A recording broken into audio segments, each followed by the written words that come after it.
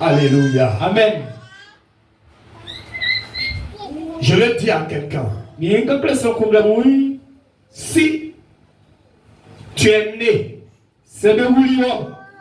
tu n'es pas mort ni morte. Quand tu étais bébé et que tu as l'âge que tu as aujourd'hui, c'est que Dieu a un projet avec toi. Alléluia. Amen. Et je vais te dire, quelle que soit la force de l'homme fort de ta maison, quelle que soit la force de l'homme fort de ta famille, personne ne peut éteindre ton étoile. Personne ne peut éteindre ton étoile. Alléluia. Maman Mélanie, il faut aider ton frère. Personne ne peut éteindre ton étoile. Acclame Jésus. On a le dictionnaire à côté et puis tu souffles. Acclame le Seigneur encore. Maman Mélanie, tu es bénie. Alléluia. Amen. Prends la parole de Dieu. Juge chapitre 11. Juge chapitre 11, le verset 1 au verset 8.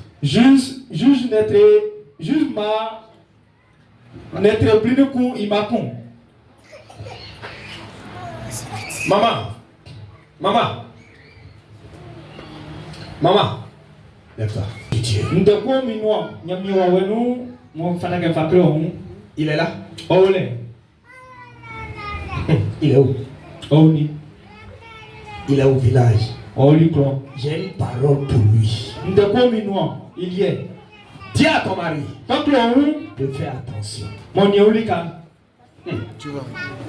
Qu'il fasse attention.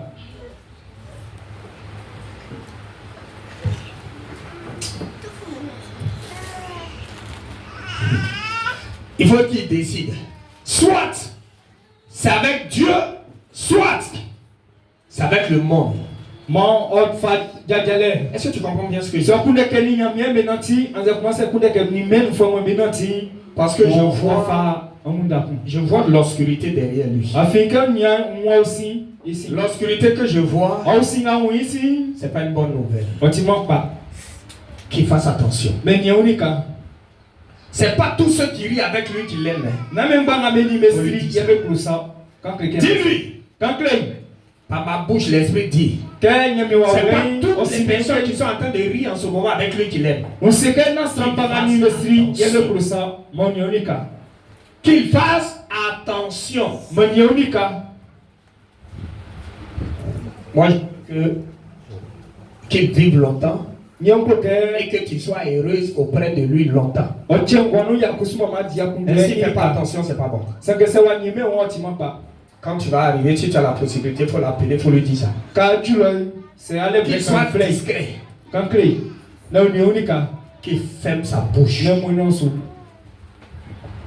Est-ce que tu entends ce que je dis? Que ça soit frère ou pas, qu'il ferme sa bouche. Sinon, c'est pas bon. Il y a un complot. Il y a un complot. Il y a un complot. Qu'il se méfie. J'ai dit qu'il se... Que le Seigneur te bénisse, ma fille. Assois-toi.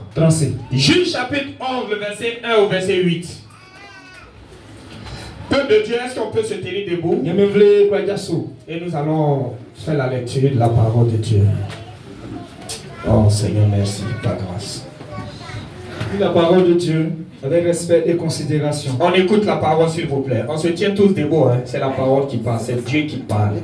Dans le livre de Juge 11, à partir du verset 1 au verset 8. Alléluia. Il est écrit au verset 1. Jephthé, le Galadite, était un vaillant héros.